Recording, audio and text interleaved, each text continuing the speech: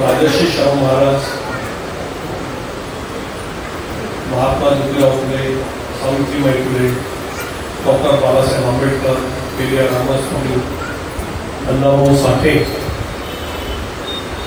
संत तुकाराम, संत गाडगेबाबा, या सर्व महापुरुष ज्यांची मी नावं घेतली, ही एक आपली परंपरा आहे.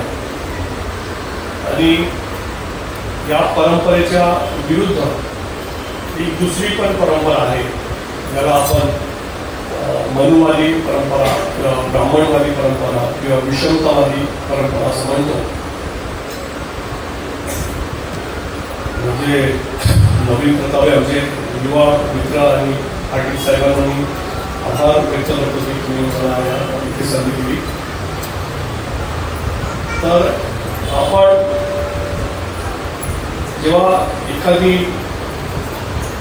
आपली एनर्जी, आपलं बळ वापरायचं असलं, तर ते जर का मला हलवायचं असलं तर मी जर का अशा दिशेने हलवी किंवा अशा दिशेने हलवी तर नाही हलणार, त्याला स्ट्रेट मी हलवलं तरी हलतो. बरोबर आहे.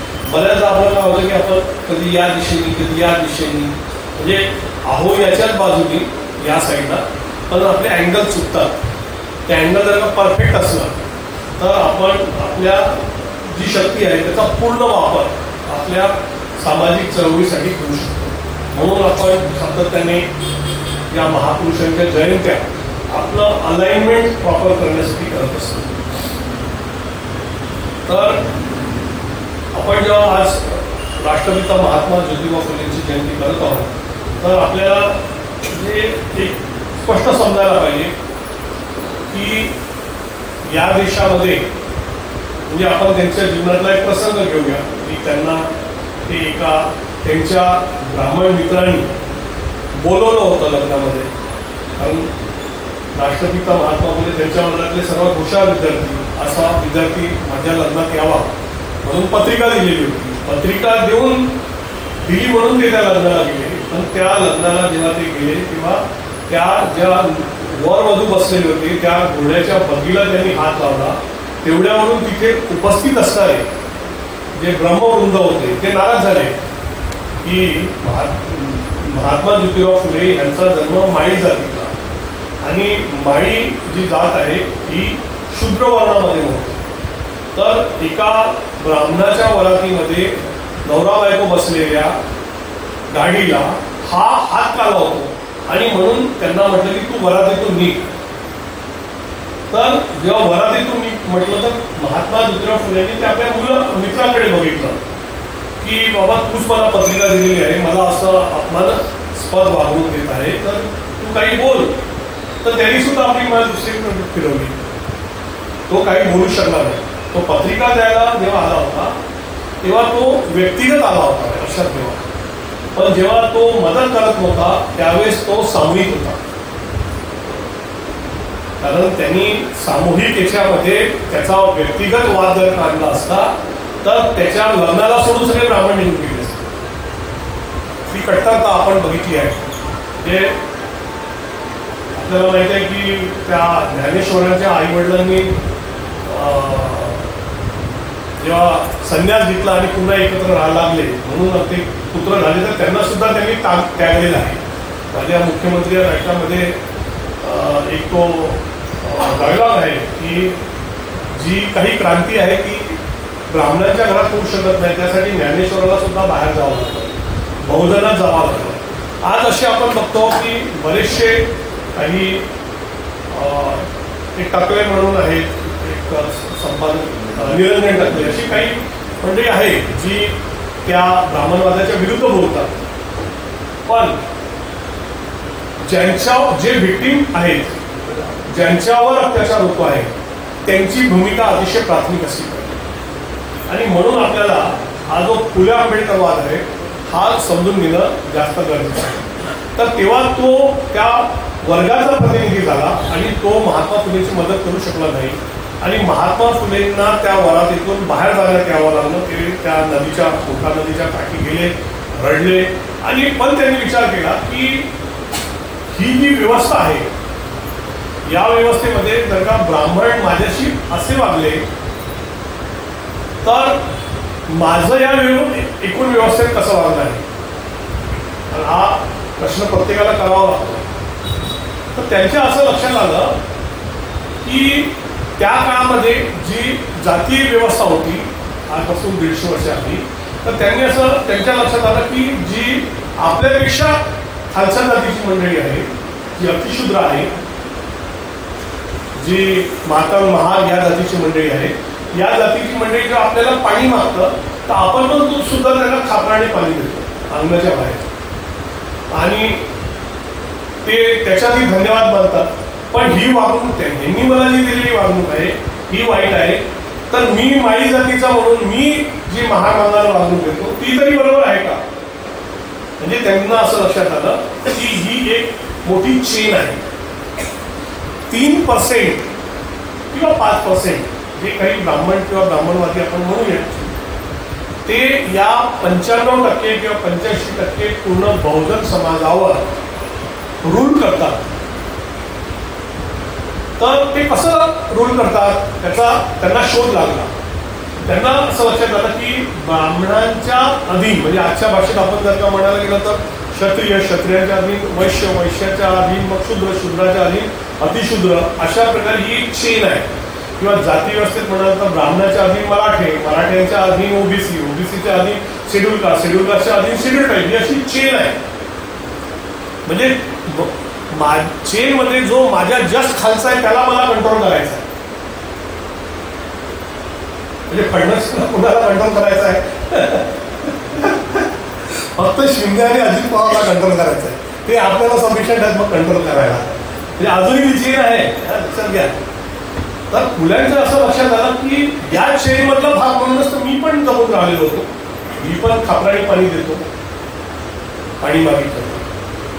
तर मग ही चेन जर का तोडायची असेल आणि ही साखळीबद्ध आहे पूर्णपणे, तर त्यांच्या असं लक्षात आलं की जी वरची साखळी आहे ती या खालच्या साखळीला पकडून आहे. म्हणजे खालची साखळी सुटतो म्हणते पण वरची साखळी सुटू देत नाही त्याला. पण त्यांच्या असं लक्षात आलं मी ज्या ओबीसी जातीमध्ये आहो मी सुद्धा काही साखळ्या पकडून ठेवल्या, यांना तर मी सोडू शकतो. त्यांना सोडलं तर हे काही हे माझ्या एका स्तरावर येऊन जाते, माझ्या बरोबर घेऊन. आपल्याला फक्त शिक्षणामध्ये असं सांगण्यात येतं की महात्मा ज्योतिराव फुल्यांनी आपल्या घरच्या पिण्याचा पाण्याचा हौद अस्पृश्यांसाठी खुला केला, एवढंच वाक्य. पण त्याचा संदर्भ किती मोठा आहे. तो संदर्भ जो आहे की त्यांनी आपल्या घर, आता तुम्ही खापरीने पाणी नाही प्यायचं, सरळ माझ्या घरात या आणि माझ्या घरामध्ये ही जी विहीर आहे या विहिरीचं पाणी तुम्ही प्या. ती विहीर अजूनही आपण बघतो की पुण्याला महात्मा फुले वाड्यात गेलो आपण त्या विहिरीचं पाणी आपल्यासाठी जगातल्या जेवढ्या काही नद्या असतील गंगाधर बंगाधर त्याच्यापेक्षा ते महान पाणी आहे. कारण त्या पाण्याने जी तहान भागवली होती त्यातून या देशामध्ये समानता निर्माण झाली होती. म्हणून कधी कधी असं वाटतं की तिथून पाणी घ्यावं आणि दीक्षाभूमीपर्यंत तशी एक यात्रा काढावी समता यात्रा की हे जे पाणी आहे हे क्रांतीचं पाणी आहे.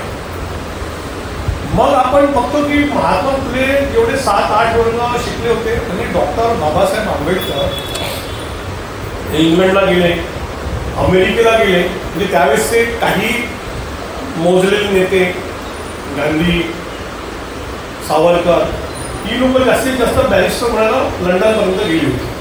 तर यांच्यातला कोणी अमेरिकेपर्यंत गेला नव्हता. बाबासाहेब कोलंबिया विद्यापीठापर्यंत गेले, ऑक्सफर्डला शिक्षण केलं. तर एवढा उच्च शिक्षित माणूस की त्यांचे जे गुरु होते बाबासाहेबांचे ते काही नोबल प्राइज विनर होते.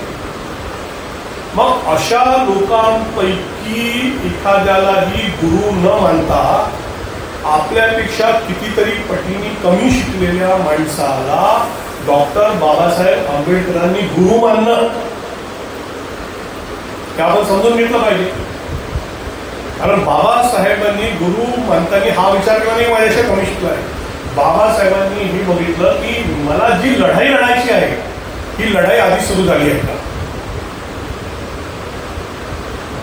तर जेव्हा डॉक्टर बाबासाहेब आंबेडकरांना ज्या तळ्याचं पाणी कुत्रे मांजरं पिऊ शकतात त्या तळ्याचं पाणी अस्पृश्यांना पिण्यास मज्जा होता आणि त्यासाठी सत्याग्रह करावा लागतो. पुन्हा पाणी आलं, पाण्याचा सत्याग्रह करावा लागतो. तेव्हा बाबासाहेब विचार करतात की तिला सार्वजनिक तळाव आहे. ब्रिटिशांचं राज्य होतं आणि ब्रिटिशांच्या राज्यामध्ये ब्रिटिशांनी म्हटलं होतं की this is a public lake, anybody can drink the water. Public lake, सार्वजनिक तळाव, त्याचा सुद्धा पाणी आम्हाला पिऊ देत नाही. मग असा कोणी माणूस झालेला आहे का? तर त्यांच्या लक्षात आलं की महात्मा ज्योतिराव फुले नावाचा एक व्यक्ती आजपासून 75-80 वर्ष आधी झालेला आहे. त्याच्या इथे घरी अशी घटना घडलेली आहे की त्यांनी सार्वजनिक नव्हे तर स्वतःच्या घरच्या विहिरीचं, निजी विहिरीचं पाणी अस्पृश्यांसाठी खुलं केलं होतं.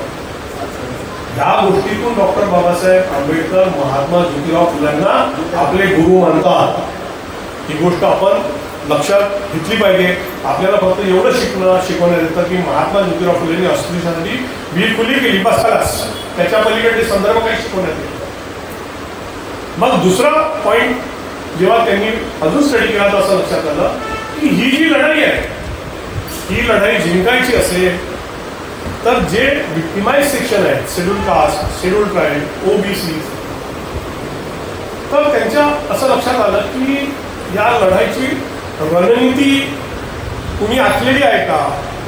तर तेव्हा ही गोष्ट त्यांच्या लक्षात येते की ते फक्त विहिरीचं पाणी खुलं केलं नाही तर आपल्या अस्पृश्य बांधवांना सोबत घेताना, शेड्यूल कास्ट, शेड्यूल ट्राईब बांधवांना सोबत घेताना त्यावेळेसच्या कारण ज्या काही प्रथा होत्या, परंपरा होत्या, त्यानुसार महात्मा फुलेंना त्यांचा समाज बहिष्कृत करू शकत होता आणि केलं सुद्धा. तुम्ही लक्षात ठेवा, माई जातीच्या लोकांनी महात्मा फुलेंनी ही कृत्य केल्यामुळे त्यांना बहिष्कृत केलं. पण महात्मा फुलेंनी ते जे बहिष्कृत केलं होतं त्याला इझिली ऍक्सेप्ट काय केलं? कारण त्यांना माहित होतं की मी जे कृत्य करतो आहोत ते मानवतावादी कृत्य आहे. एका माणसाने दुसऱ्या माणसाशी समानतेचा व्यवहार केला पाहिजे आणि जे करू शकत नाही ते माझे नातलग असे ना, माझे बंधू असे ना, माझी बायको असे ना, किंवा किती माझा मित्र असे ना, ते सगळे नालायक आहेत. त्यांना माणुसकी समजलेली नाही, माणसासारखा व्यवहार त्यांना करता येत नाही. आणि म्हणून हा मानवतावादी दृष्टिकोन जो आहे आणि मग ही लढाई कशी लढावी याचं जेव्हा महात्मा फुलेंचं विश्लेषण बाबासाहेबांपर्यंत पोहोचलं ते असं की महात्मा फुलेंनी बघितलं की या सर्वांसाठी आपण असं का वागतो, याचं जर का काही कारण आहे तर ते कारण आहे की आपल्याला या ब्राह्मणी व्यवस्थेने शिक्षण बंदी केली आहे. जेव्हा हे आर्य आले या देशामध्ये आणि त्यांनी इथल्या मूलनिवासियांवर जेव्हा सत्ता प्रस्थापित केली तेव्हा हे सगळे बहुजन एकत्र होऊ नये, हे एकत्र झाले तर आपली सत्ता उलथून पाडतील.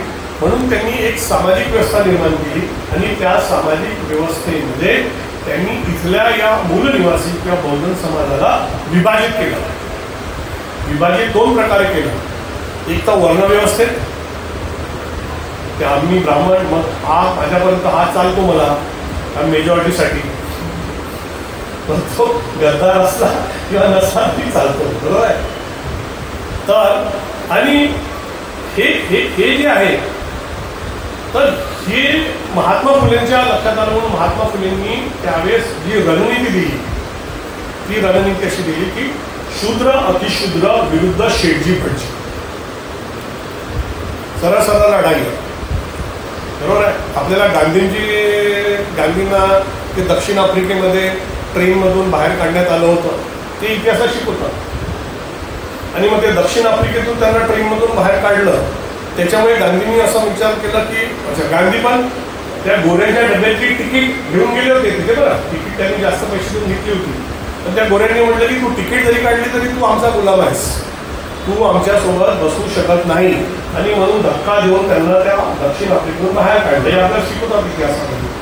आणि म्हणून गांधींनी शपथ घेतली की मी ह्या देशाला स्वातंत्र्य मिळवून देईल. आणि मग ते भारतात आले दक्षिण आफ्रिकेतून आणि मग त्यांनी इथे जी लढाई सुरू केली ती राजकीय स्वातंत्र्याची लढाई होती. पण त्याचसोबत लहान मुलांना जर हे सांगितलं असतं की अशाच प्रकारच्या एका वरातीतून महात्मा फुले नावाच्या किंवा ज्योतिबा फुले नावाच्या कोणाला सुद्धा काढण्यात आलं होतं. पण आज ब्राह्मणाच्या मुलांनाही माहीत असतं, तर त्यांना वाटलं असतं ना, अरे हा इतिहास आहे का, मग माझे पूर्वज बरोबर वागले नाही या लोकांशी. आज त्या कुठल्या तरी त्या टीव्ही चॅनलवर त्या ब्राह्मण महासंघाची एक महिला येऊन सांगते की त्या ब्राह्मण मुलांनी सावित्रीबाई फुलेवर शेण फेकलं, ते सीन काढून टाका. ही गोष्टच नसती आली. त्यांना कळलं असतं ना की हे प्रकार उपद्रव आपल्या लोकांनी केलेले आहेत. तर त्यांचा व्यवहार म्हणून आपण यांच्याशी चांगलं वागलं पाहिजे. आता ते काय म्हणतात की बाबा, अजूनही म्हणतात की आम्हाला काय जानवा आणि शेंडी हे आमच्या अस्मितेचं प्रतीक आहे. म्हणजे देश स्वतंत्र झाला 15 ऑगस्ट 1947 ला. 26 जानेवारी 1950 ला डॉक्टर बाबासाहेब आंबेडकरांनी दिलेली राज्यघटना सुरू झाली.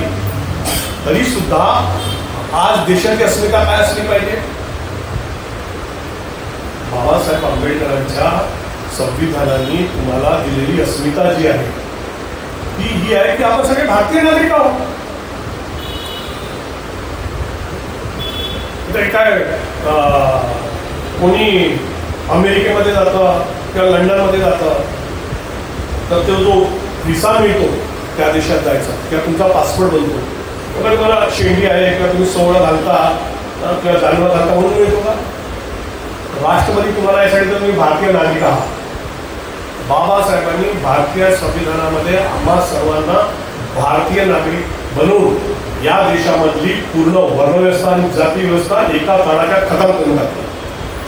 Article 40, article 15, no discrimination on the basis of the caste, creed, religion, place of birth, gender, जात, धर्म, वर्ण, लिंग, स्त्रिया की पुरुषा, प्लेस, बिहारमध्ये जन्मला आहे की महाराष्ट्रात जन्मला आहे, irrespective of all that you are all equal, you are citizens of India. ही अस्मिता असायला पाहिजे.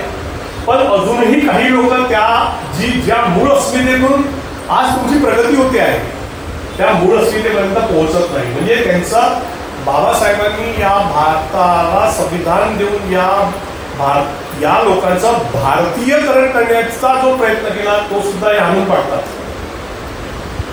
आणि आमची वेगळी अस्मिता असं सांगतात. त्या रामदास तडसांना पण आहे ना, त्या दिवशी त्या पुजाऱ्याने म्हटलं की तू आतमध्ये आता तो काय बोलला की तू काय येऊ शकत नाही कारण तू सोहळा आणि जानवा घातलं नाही. अच्छा ठीक आहे, मोठमोठे नाटकाचे प्रयोग वगैरे होतात, आपण सोहळा तर घालू शकतो पण जानवा कसं घालणार?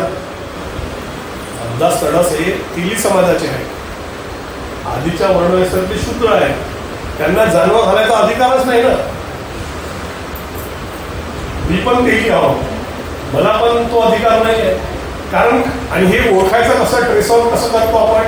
मी बघतो माझे वडील घालायचे का नाही, मग माझे आजोबा घालायचे का नाही, मग माझ्या आजोबाचे आजोबा घालायचे का नाही, हे कोणीच तेवढे घालत नव्हते जानवं. याचा अर्थ आम्ही शूद्र आहोत. कारण जानवं घालायचा अधिकार हा ब्राह्मण, क्षत्रिय आणि वैश्यांना दिलेला आहे मनुस्मृतीने. मग सोहळ्याचं सोंग करून टाकतील तडस साहेब, पण जानवं कसं घालतील? आणि त्यांनी काय म्हटलं की मग तो मला आतमध्ये येऊन देत होता, तर मग मी म्हटलं की कशाला वाद वाढवा.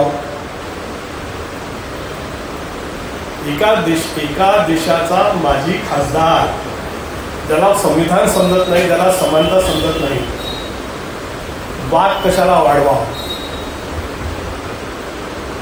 वाद कशाला वाढवा? आणि तो भारतीय नागरिक आहे, तू भारतीय नागरिक आहे. ते देऊळ असो, ते चर्च असो, ते विहार असो की अजून काही असो, irrespective of it is India ना first. That part is a part of India and the article 19 of the Indian constitution says तुम्हाला जे 7 फंडामेंटल फ्रीडम्स दिले आहेत, कोणी माणूस कुठे सुद्धा जाऊ शकतो आणि सार्वजनिक जागा असली तर जात पात धर्म पाहता येत नाही. तुमच्या घरात कोणी येत असेल तर तुम्ही थांबू शकता, बाबा ही प्रायव्हेट प्रॉपर्टी आहे. पण या सगळ्या सार्वजनिक प्रॉपर्टीज आहेत. पण तरी वाद कशाला वाढू असा तो खासदार म्हणतो. म्हणजे आता बघा, म्हणून मी काल ते कोट टाकलं होतं की आठवले की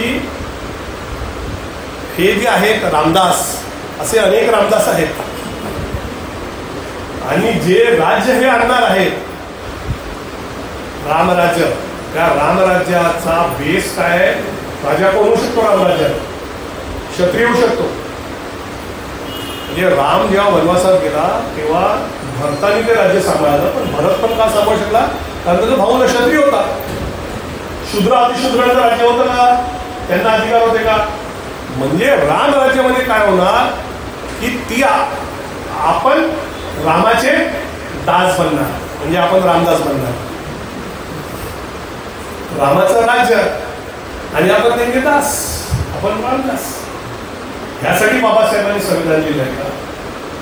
बाबासाहेबांनी म्हटलंय की अभी वो दिन गए, अभी राजा का जन्म कौन किस वर्ण का है, कौन किस जाति का से नहीं होगा, मतपेटी से होगा. स्वतः मोदी साहेब केली आहे, शूद्र आहे. म्हणजे आजच्या भाषेमध्ये आपण एक्झिक्युटिव्ह हेड म्हणतो ते प्राईम मिनिस्टरला म्हणतो, त्या अर्थाने म्हणतोय मी की आजचा राजा कोण आहे? एक शूद्र आहे. का बरं? कारण भारताचं संविधान राम राज्यामध्ये he will also be Ramdas. त्याच्यामुळे पण मग ही जी लढाई आहे, आपला प्रवास बघा कसा उलटा सुरू आहे. आपले महापुरुष राजर्षी शाहू महाराज यांना जे आंघोळ घालण्यात आली तर ते पौराणोक्त पद्धतीने घालण्यात आली आणि वेदोक्त पद्धतीने नाही. मग त्यांचा जो शास्त्री म्हणून जो मित्र होता त्याने सांगितलं, महाराज हा जो पुजारी आहे तुम्हाला पुराणोक्त पद्धतीने आंघोळ घालतोय, तुम्ही राजे आहात, क्षत्रिय आहात. त्यांनी विचारलं, काय रे बाबा तू मला आता आपल्याला असं असते वेदोक्त काय पुराणोक्त काय? आपलं शिक्षण किती झालं त्या बाबतीत आणि आपल्याला ते शिक्षण घ्यायचंही नाही आहे, कारण त्या शिक्षणात काही अर्थ नाही आहे तसा. तो बोलला, तो मी बोलला मी तुमची पुराणोक्त आंघोळ घालतोय. मग तो ब्राह्मण मित्र शाहू महाराजांचा, काही ब्राह्मण चांगले असतात, त्यातला तो चांगला ब्राह्मण होता जो शाहू महाराजांना म्हणाला त्यांना, म्हणजे याला विचार हा आंघोळ करून आलाय का? तू आंघोळ करून आलाय का? तर तो मी आंघोळ करून आलं. पुराणोक्त आंघोळ घालायला मला आंघोळ करावंच नाही लागलं. म्हणजे हा न आंघोळ घालता शाहू महाराज आंघोळ घालत होता. तर शाहू महाराज बोलले, अरे मी राजा आहो, क्षत्रिय आहो, असं आपल्या म्हटल्याने होतं का? ते खरं. म्हणजे त्यांच्यातला एक साधा ब्राह्मण ठरवून आलेला आहे की मी आंघोळ न करता तुमची आंघोळ घालणार, कारण हे पुराणोक्त पद्धतीने. तर शाहू महाराजांनी काय केलं, त्या पुजाऱ्याला नोकरीवरून बडतर्फ केलं, कारण तो पगारी होता. त्याला बडतर्फ केल्यावर सगळ्या पुजाऱ्यांनी आंदोलन केलं. सगळे शाहू महाराजांच्या मोर्चा घेऊन आले. शाहू महाराजांनी म्हटलं, जेवढे आले तर ते सगळे बडतात, मला काही गरजच नाही तुमची. हे प्रकरण शेवटी लोकमान्य टिळकापर्यंत गेलं. तुम्ही ज्यांना शाहू महाराजांचा धनंजय केरांचं पुस्तक वाचत असेल त्यांना माहीत आहे. मग लोकमान्य टिळक आले, कारण लोकमान्य टिळकांचं सुद्धा मिटिंगी बंद केल्या शाहू महाराजांनी आणि त्यांना ते राष्ट्रीय आंदोलन चालवायचं होतं. मग एक कॉम्प्रोमाइज झालं की त्या कॉम्प्रोमाइजमध्ये मग लोकमान्य टिळकांनी म्हटलं की आम्ही तुम्हाला क्षत्रिय मानतो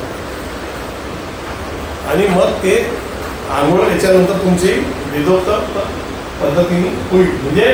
म्हणजे आपण शाहू महाराजांचा जर का काळ बघितला तर शाहू महाराज म्हणजे फुले शाहू आंबेडकर ही चळवळ बघितली तर शाहू महाराज काय करतात, त्या पुजाऱ्याला नोकरीवरून काढून टाकतो. हा उलटा प्रवास आहे ना. रामदास तडस काय म्हणतात, मी विचार केला पुजाऱ्याशी वाद का घालू. सहज नाही. म्हणजे आपण कोणत्या दिशेने, म्हणून तुम्हाला म्हटलं कोणती दिशा आहे ते फार महत्वाचं आहे. कोणत्या दिशेने प्रवास होऊन आलो. पण दुसऱ्या दिवशी त्या मंदिराच्या पुऱ्या ट्रस्टीनी लिखित स्वरूपात रामदास तडपला माफीचं पत्र दिलं. हे रामदास तडपमुळे नाही दिलं, हे आपल्यामुळे. ही आपली ताकद आहे. त्याचे कार्यकर्ते आहे ना, ते कार्यकर्ते ते चढत होते त्या पुजाऱ्यावर, त्यांनी थांबवलं आणि मग ते ट्रस्टीने म्हटलं की बा तो त्याशी चुकून आला होता, त्याच्या आम्ही माफी मागतो, हे मागतो. ती माफी का मागावी लागली? ही फुले शाहू आंबेडकर चळवळीची ताकद आहे. त्याच्यामुळे लिखित माफी मागितली. पण कुठल्या दिशेने आपण चाललो? संविधान लागून एवढे वर्ष झाल्यावर म्हणून पुन्हा मला माझ्या विषयावर यावं का लागतं की गांधीजींनी जे लढाई लढली ती राजकीय स्वातंत्र्याची लढाई होती. गांधींना पण राष्ट्रपिता म्हणतात, म्हणजे भारतामध्ये बरेचसे लोक राष्ट्रपिता म्हणतात, कारण त्यांनी राजकीय स्वातंत्र्याची लढाई लढली आणि भारत नावाचं जे राष्ट्र आहे ते ब्रिटिशांच्या गुलामगिरीतून बाहेर काढलं. पण मी उल्लेख करताना असं म्हटलं, राष्ट्रपिता तात्यासाहेब महात्मा ज्योतिराव फुले जयंतीच्या शुभेच्छा. आपण महात्मा फुलेने राष्ट्रपिता म्हणतो, मग हे कसं भाव? हे यासाठी की महात्मा ज्योतिराव फुलेंना आपण राष्ट्रपिता यासाठी म्हणतो की त्यांनी जी लढाई सुरू केली होती त्या प्रसंगानंतर ती लढाई सामाजिक स्वातंत्र्याची लढाई होती. लक्षात घ्या, राजकीय स्वातंत्र्य आणि सामाजिक स्वातंत्र्य या दोन वेगवेगळ्या गोष्टी आहेत. समजायचं असेल तर खूप एखादा 2 नंबरचा पैसा कमवणारा जो माणूस असतो तो त्याच्या बायकोला खूप सोन्याचे दागिने बिगिने घेऊन करतो, म्हणतोय की 50,000 रुपये तुला पाहिजे तसा खर्च कर. पण माझे कोणी मित्र आले तर तू हॉलमध्ये यायचं नाही, किंवा माझी आई वगैरे आली तर तू बिलकुल ते काय घुंगट घालून यायचं. तर तिला काय मिळालंय? राजकीय स्वातंत्र्य मिळालं. पैसा विसा सोनं नाणं खूप आहे, पण सामाजिक स्वातंत्र्य आहे का? नाही आहे. सिंपल एक्झाम्पल मध्ये मी तुम्हाला सांगतो. पण जगण्यासाठी सामाजिक स्वातंत्र्य महत्वाचं आहे. राजकीय स्वातंत्र्य जे आपल्याला भेटलं, जे ब्रिटिश गेले तर ते आपलं काय करायचे? आर्थिक शोषण करायचे. त्याच्यामुळे आपण आर्थिक दारिद्र्याकडे जात होतो. पण जेव्हा सामाजिक शोषण होते, सामाजिक शोषण हे तुमचं मानसिक दारिद्र्याकडे तुम्हाला घेऊन जातं. हे मानसिक शोषण आहे. म्हणजे आपली मानसिकताच निर्माण होत नाही लढेंगे म्हणून. अजूनही बघा 100 उद्योगपती भारतामध्ये जे आहे ते पूर्ण वरच्या वर्णाचे आहे. म्हणजे एखादा आपल्याला उद्योगपती बनावा अशी म्हणजे आता बऱ्याच लोकांनी मोठमोठे प्रोजेक्ट सुरू केले आहेत, मी असं म्हणत नाही. पण हे जे दडपण आहे हे दडपणातून आपण मुक्त झालं पाहिजे ना. जेव्हा देश स्वतंत्र झाला तर कुठल्याच प्रकारचं मानसिक दडपण आपल्याला नसायला पाहिजे.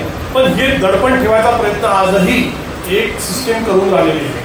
त्यामुळे आपल्याला महात्मा फुलेंची जेव्हा जयंती साजरी करत आहोत हे समजून घेतलं पाहिजे की सामाजिक स्वातंत्र्य वेगळं आहे. सामाजिक स्वातंत्र्य नाही मिळालं तर तुमचं मानसिक शोषण होतं. आर्थिक स्वातंत्र्य मिळालं तर आर्थिक शोषण होतं. आर्थिक शोषणात तेवढा फरक पडत नाही, एखादा माणूस मरून जाईल.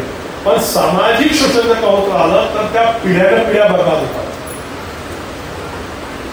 म्हणून आपल्याला सामाजिक शोषण मुक्त अशी व्यवस्था निर्माण करायची आहे. आणि ती लढाई कशी लढावी तर शूद्र अतिशूद्र विरुद्ध शेठजी भटजी आणि त्याचं ॲनालिसिस जे फुल्यांनी केलेलं आहे. तर फुले काय म्हणतात की ही स्थिती का झाली, तर त्याचं जे कोटेशन आहे की विद्येविना मती गेली, मतीविना नीती गेली, नीतीविना गती गेली, गतीविना वित्त गेले, वित्ताविना शूद्र खचले, एवढे अनर्थ अविद्येने केले. म्हणजे आम्ही या स्थितीत का आलो? आता आपल्याकडे म्हणजे मी तरी माझ्या घरची जी काम करणारी बाई असते, मी सोफ्यावर बसलो असलो की तिला म्हणतो की ताई तुम्ही पण सोफ्यावर बसा. ती म्हणते नाही आप बोलते मला बाकी लोक नाही बोलते, इसलिए मैं नीचे ही बैठते. आई दिलं खायला खाली बस. चुकीचं आहे ना. आपण लढलं पाहिजे. इथं कसं झालं रामदास अडताना आतमध्ये मंदिरात प्रवेश मध्ये द्यायचं. आपल्या इर्द अशा घटना घडत असतील तर आपण लक्ष ठेवलं पाहिजे. नहीं आप बैठो, दूसरों के घर में नहीं बैठेंगे और दूसरों के घर में भी जाके वो सोफे बैठे तो आप भी बैठो सोफे. तिची पाळंमुळं इथे आहे या सामाजिक विषमतेमध्ये. त्याच्यामुळे याच्यातून आपल्याला बाहेर येण्याचा जो मार्ग आहे. आणि म्हणून बाबासाहेबांनी जेव्हा लक्षात आलं की हे शूद्र अतिशूद्र, बाबासाहेबांना वाटलं जेव्हा मतदानाचा अधिकार मिळाला तर आता माझा समाज हा पूर्णपणे शासनकर्ता होईल. आपल्याला मान्यवर काशीराम साहेबांचं एक उदाहरण जर का सोडलं किंवा अजून आहेत म्हणजे मंडळी आहेत, सगळ्यांचीच नावं काही घेऊ शकत नाही, पण अशी म्हणजे ते एक मोठं नाव आहे म्हणून मी श्रीराम साहेबांचं नाव घेतलं. तर अशा मंडळींना सोडून बाबासाहेबांना असं वाटतं की हे 85% लोक एकत्र येतील आणि मग आपलंच राज्य करतील. बरोबर आहे, पण तसं आपल्याला चित्र दिसत नाही. आपण अजूनही विभाजित आहोत आणि हे विभाजन मजबूत करण्याचं काम जी व्यवस्था, त्या व्यवस्थेने आपल्याला सप्तबंदी लावल्या होत्या या बहुजन समाजाला एकत्र नाही. त्या सप्तबंदी कोणत्या होत्या? व्यवसाय बंदी होती, तेल्याने तेल्याचा, कुंभ्याने कुंभ्याचा असतात, मायाने मायाचा, सुताराने सुताराचा. वस्ती बंदी होती. अजूनही तुम्ही जाल तर काही काही भागामध्ये ही तेली गल्ली किंवा मग हा जे मराठवाडा म्हटलं म्हणजे ते तसंच ॲक्च्युली, बरोबर आहे, किंवा हा माहीपुरा, अशा म्हणजे जाती, तुम्ही तुमच्या जातीच्या वस्तीमध्ये राहायचा, वस्ती बंदी होती. त्याच्यानंतर तुमची रोटी बंदी होती, एकत्र तुम्ही जेवू शकत नव्हते. गाडगे बाबांनी गोपाला देवकीनंदन गोपाला असं बौद्ध समाजाच्या सर्व लोकांना एकत्र आणून मग कोणाच्या घरचं काय आलं एकत्र कालवायचे, मग कळायचं नाही लोकांना कोणत्या जातीच्या माणसाच्या घरचं मी काढलं. तर ते रोटी बंदी बंद केली. त्याच्यानंतर बेटी बंदी होती. अजूनही 99% लोक आपल्या जातीमध्येच लग्न करतात. बेटी बंदी आहे ना, अजूनही पाहतात ना लोक. या सप्तबंद्या त्यांनी काय निर्माण केलं की हे लोक वेगळे वेगळे राहिले पाहिजे. जेव्हा ही मंडळी सगळी वेगळी वेगळी राहील तर एकत्रितपणे आमची व्यवस्था नष्ट होणार नाही. म्हणून हे जे मधा दिसतात ना, हे मराठा म्हणतात हमको ओबीसी में आना है, मग ते ओबीसी म्हणतात नाही तुमको नाही आना आहे. त्याच्याबद्दल काही स्टॅटिस्टिकल भूमिका ज्या काही मी ओबीसी सेवा संघाचा राष्ट्रीय अध्यक्ष घेतो, पण माझी भूमिका मी घेताना त्याच्यामागे जो डेटा आहे त्या डेटा घेऊन भूमिका मांडत असतो. मग ती धनगर म्हणतात की आम्हाला आरक्षण पाहिजे, तर धनगरांना मिळणं तुम्हाला आरक्षण आहेच ना. त्या आंदोलनामध्ये धनगरांच्या मी गेलो होतो, त्यांना म्हणलं कशाला आहे हे एवढा मोर्चा, त्यामुळे साहेब आम्हाला आरक्षण पाहिजे. अरे म्हणजे तुम्हाला आरक्षण आहे ना? नाही आरक्षण बघा सांगा.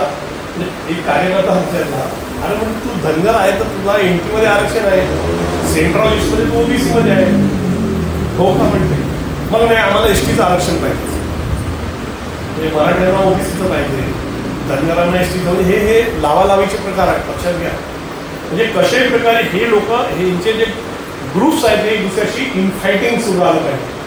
म्हणजे जे आरक्षणाचं तत्व डॉक्टर बाबासाहेब आंबेडकरांनी schedule caste, schedule tribe, OBC या वर्गाच्या उत्थानासाठी म्हणून दिलं होतं, आपण त्याला सामाजिक न्याय म्हणतो, त्या आरक्षणाच्या हत्याराचा किंवा व्यवस्थेचा किंवा साधनाचा आज आमच्यामध्ये झगडे लावण्यासाठी ही ब्राह्मणवादी मंडळी त्याचा उपयोग करत आहे आणि वर जाऊन बसत आहेत शीर्षस्थानावर. लक्षात घ्या. तर हे आम्हाला समजलं पाहिजे. आणि जिथे म्हणजे महात्मा फुले असते, आज महात्मा फुलेंनी काय म्हटलं असं 3000 कोटीचा तो याचा सरदार पटेलचा स्टॅच्यू कशाला बनवलं? 3000 कोटीचं एखादं मोठं विद्यापीठ बनवायला पाहिजे होतं. आणि विद्येविना मतीगिरी म्हणतात तर महात्मा फुले, म्हणजे शिक्षणामुळे आपला ऱ्हास झालेला आहे. तर मोठं विद्यापीठ स्थापन करायला सांगितलं असतं, पण ते करतात मूर्ती बांधतात. मग आपण मूर्तीच्या मागे लागलो पाहिजे, देवळाच्या मागे लागलो पाहिजे. बरोबर आहे, देवळाचे आंदोलन म्हणजे प्रत्येकाला मूर्ती देऊळ याच्यामध्ये लावून कसा तो मेन त्याचा जो जिथे त्याला अटॅक करायचा आहे की ह्या देशाची पूर्ण लोकशाही खिळखिळी करण्याचा प्रकार सुरू आहे. आज जे आपल्याला प्रोटेक्शन्स आहे ते सगळी लोकशाहीमुळे, आपली मीटिंग सुद्धा त्या लोकशाहीमुळे सुरू आहे, ही वास्तू पण लोकशाहीमुळे आहे. तर ह्याला कसं खिळखिळी करायचं. पण काल त्या कर्नल्सच्या कार्यकर्त्यांनी जबाब दिल्यावर आणि मग ते त्यांनी माफी विकी मागितली. तो कोण तो कोरटकर का काहीतरी तो पोरगा इंग्रजी सावरशी बोलत होता आहे ना, काहीतरी काय बोलला तो तुमचा शिवाय पळून गेला अशासारख्या भाषा वगैरे आहे ना. आणि बघून घेऊ तुम्ही तर ब्राह्मणाच्या राज्यात आहात, फडणवीस मुख्यमंत्री आहे, भाषा आहे किती गलिच्छ लोक आहेत. म्हणजे मी काय कोरटकरचं बोलतो अरे तुम्ही जग बघितलं नाही का अजून? युरोप अमेरिकेत गेले नाही का कधी? लोकशाही बघितली नाही का तुम्ही? ॲक्च्युली लोक कसे एक दुसऱ्याशी बोलतात. पण ठीक आहे, लोकशाही आहे. महिन्याभराने का होईना आणि फडणवीस मुख्यमंत्री का असेना, पण त्याचा मुसक्या बांधून तेलंगणातून आणला त्याला, आणि तो मोताज आहे आता बेलसाठी. तो तुम्हाला बेल द्या बेल द्या. अशामुळे भारताला समजा दिशा आपली म्हणजे 10% आपण ते वेगळ्या वेगळ्या ठिकाणी लावत असलो तरी 90% पावर आमचा संविधानाच्या मागे लावा, असं माझं म्हणणं आहे. ते काय करतात, आपल्याला 100% पावर म्हणजे इतर लगाव, हा, तर आपण ते होऊ देता कामा नये. या देशामध्ये रामाच्या मंदिरासाठी एवढे आंदोलन चालतात. मला सांगा, या देशामध्ये सर्वात मोठा सम्राट तर अशोक होऊन गेला. त्याचा इतिहास पण आहे. जिथे खोदलं तिथे सम्राट अशोक भेटतो. म्हणजे भूमियानामध्ये बुद्धाचा जो स्टॅच्यू होता, तिथून तुम्ही इकडे काश्मीर कन्याकुमारी कुठे गेले आहे ना, बरोबर आहे. त्याची जयंती का करत नाही हो भारत सरकार? मोठा प्रश्न आहे ना. आता ते आपले प्रधानमंत्री मोदी साहेब जेव्हा श्रीलंकेत गेले, ते फोटो बघितला असेल तुम्ही. संगमित्रा जे झाडाची जे फांदी घेऊन गेली होती आणि त्याचा जो वृक्ष तिथे आहे बोधी वृक्षाचा, त्याला ते असे नमन करून आले. तर म्हणजे आहे ना अशोकाचं. तिथे तू रामाचं कुठलं काय दिसलं का तुला नमन करण्याला? म्हणजे बघा, जे नाही आहे ते पण फार मोठं घडवता येऊ शकतं प्रचारातून, आणि जे आहे ते नाही आहे करता येऊ शकतं. भारताच्या आपल्या ध्वजावर त्या सम्राट अशोकाचं अशोक चक्र आहे, आपण ऍक्सेप्ट केलं आहे. त्या सम्राट अशोकाचं जे सिंहासन होतं त्याला 4 सिंह होते. ते 3 सिंह आपल्याला दिसतात की नाही, आणि एका साईडने 3 दिसणार ना, त्याला 4 आहे. तर ते अशोकाचे सिंहासनाचे त्याच्या राज्याचे प्रतीक आहे. ते पण आपण वापरतो ती मुद्रा, सिंह मुद्रा. मग आता हे अशोका नाटक मी काही लोकांना ग्रुप्समध्ये पाठवलं होतं, काही लोक आले होते ते बघायला नाटक. ॲक्च्युली म्हणजे आपल्या मंडळींनी केलेलं नाटक आहे, देवान पी अशोक म्हणून. आपण सर्वांनी ठरवा, एक प्रयोग आपण विश्वास भावित लावू शकतो ॲक्च्युली. तर मला एवढं आवडलं ते नाटक ॲक्च्युली, त्या मुलांचा जो प्रयत्न. म्हणजे एका काळामध्ये जसं संभाजीचं होतं, संभाजीला काय म्हणायचे की संभाजी हा दारुडे आहे, मदपैली आहे, रंगीला आहे, बरं म्हणायचे ना. आता संभाजीचा छावा सिनेमा आला होता. आता संभाजी चांगला दाखवला मजबुरी, कारण विश्वास पाटलांनी शोध घेतला, कादंबरी लिहिली, साहित्याचा अभ्यास केला, आणि आज संभाजी हा आपल्यासमोर आला की शिवाजीपेक्षा सुद्धा बाप होता. म्हणजे शिवाजी बाप होता, पण लढण्याच्या बाबतीमध्ये संभाजी हा त्याचा बाप होता. 8 फ्रंटवर लढत होता एक टाईम. शिवाजी महाराजांपाशी 1 लाखाची फौज होती, संभाजीपाशी फक्त 30,000ची फौज होती, आणि 8 फ्रंटवर त्याची लढाई सुरू होती. त्यांनी बुद्धभूषणम नावाचा संस्कृत एक ग्रंथ लिहिला वयाच्या 14व्या वर्षी. कारण शिवाजींना माहीत होतं की आग्र्यावरून आपण निघालो, आणि जर का आणि औरंगजेबाने सांगितलं की एक 40 साल का और एक 9 साल का ऐसा कॉम्बिनेशन का जो कोई भी देखे सब अरेस्ट करो, असे आदेश होते. हा निघणारा आदेश हे त्यांना माहीत होतं, म्हणून त्यांनी आपल्या मुलाला तिथे ठेवून टाकलं त्या कवी कलशा वडिलांकडे विश्वासाने, आणि ते एकटे निघाले. ते निघाले तर कुठे ते खाली नाही उतरले, ते बिहारकडे गेले. अजूनही बिहारमध्ये शिवाजी महाराज तिथे थांबले होते. त्यांचे वंशज जे आहेत ते तिथे राहतात. मी त्यांच्या चंद्रापुरी म्हणून आहे, त्यागमूर्ती चंद्रापुरी, ज्यांच्याकडे शिवाजी महाराज तेव्हा त्या किल्ल्यात आले, तो किल्ला पण आहे अजून तिथे. तर औरंगजेबाने काय केलं की हे महाराष्ट्रात असं येतील, तर त्यांनी मुद्दाम वर चढले आणि वरून फिरून आले ते, म्हणजे आपण पकडण्याला गेलो. म्हणजे it was the strategy of Shivaji. ते जे चंद्रापुरी आहेत ते त्यांनी बाबासाहेबांची फार मोठी मीटिंग पटण्यामध्ये लावली होती, आणि बाबासाहेबांवर तेव्हा दगडफेक वगैरे झाली होती पटण्याच्या गांधी मैदानामध्ये. या चंद्रापुरींनी स्वतःच्या आपल्या अंगावर दगड घेतले होते, म्हणजे पूर्वी समाजाचे, आणि ते घायल झाले होते. तेव्हापासून त्यांना बिहारचे आंबेडकर म्हणून ओळखतात.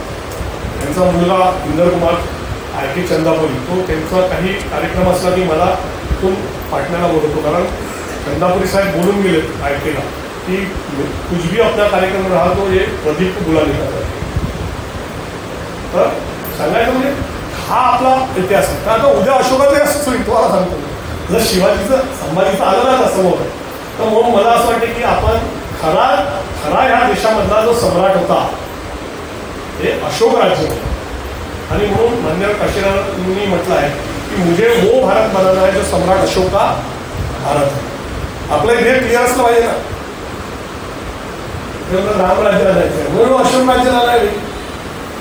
क्या प्रॉब्लेम क्या आहे? राम राज्यामध्ये क्षत्रिय राजा बनेगा, अशोक राज्यामध्ये ते आता अशोक पिक्चरमध्ये दाखवलेलं आहे ऍक्च्युली, कारण तो दासीपुत्र असतो त्याच्यामुळे त्याचा किती विरोध होतो. पण शेवटी त्याला त्याच्या कॅपॅबिलिटीजमुळे बिंबिसार राजाला मग शेवटी त्याच्या आईचं म्हणणं ऐकून त्याला राजा बनवताना तो जो मोठा असतो, काय नाव त्याचं,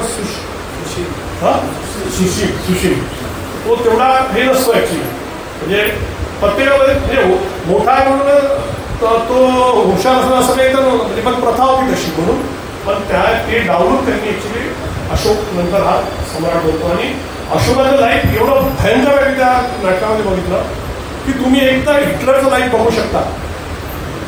आणि दुसरं उदाहरण म्हणजे आजच्या काळातलं म्हणून मी तुम्हाला सांगतो की गांधीचं लाईफ, जर का अहिंसा म्हणून गांधी माहिती ज्यावेळेला दुसऱ्या झापाडीत खालो, बरोबर आहे का.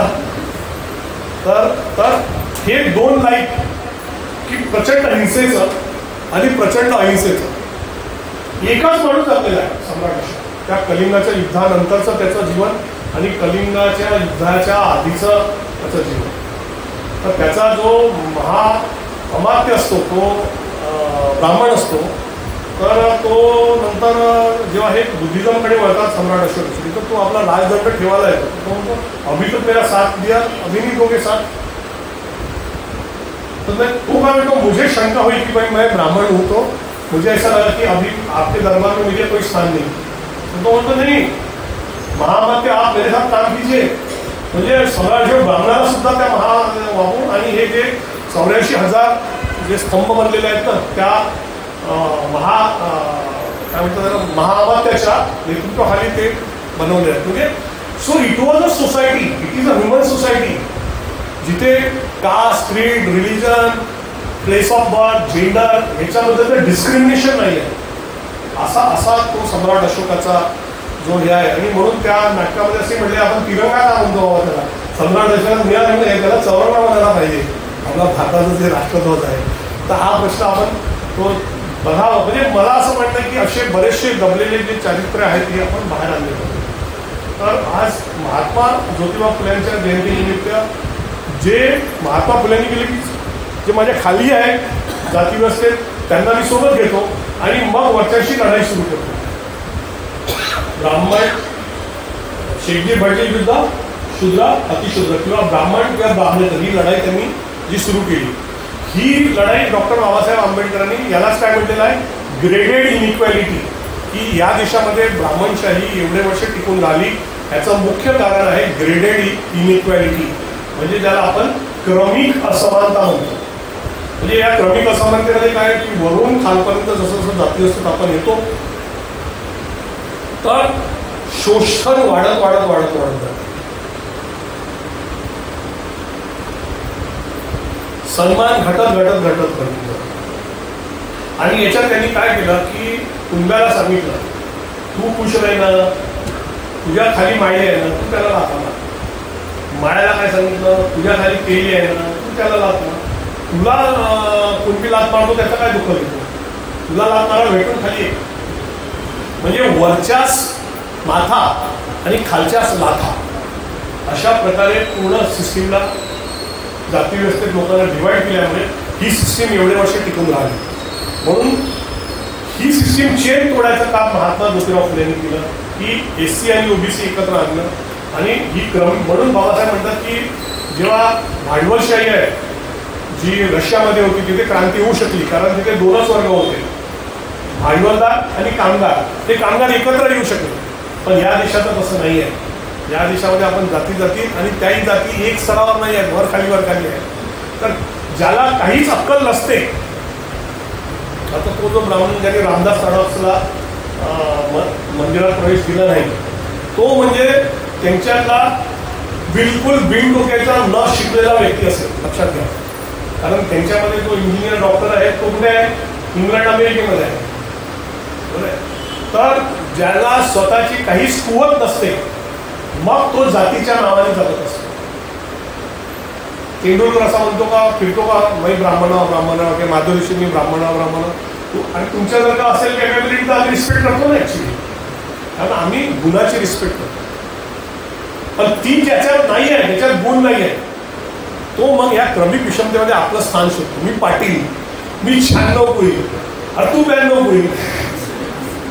माझं मुख्यमंत्री नाटक तुम्ही बघितलं असेल काही लोकांनी, विश्वनाथ हॉलमध्ये 2 प्रयोग झाले त्याचे, तर ते 96 कुळी 92 कुळीचा संघर्ष दाखवला. हे जे याच्यातून आपल्याला बाहेर यावं लागतं. म्हणून ते प्रवीण गायकवाड काय म्हणतात की आपण लोकांनी आपल्याला क्षत्रिय मानणं मराठ्यांनी हे सुद्धा मूर्खपणा आहे. कारण की आपण ब्राह्मणाच्या खाली हे मानतो इनडायरेक्टली.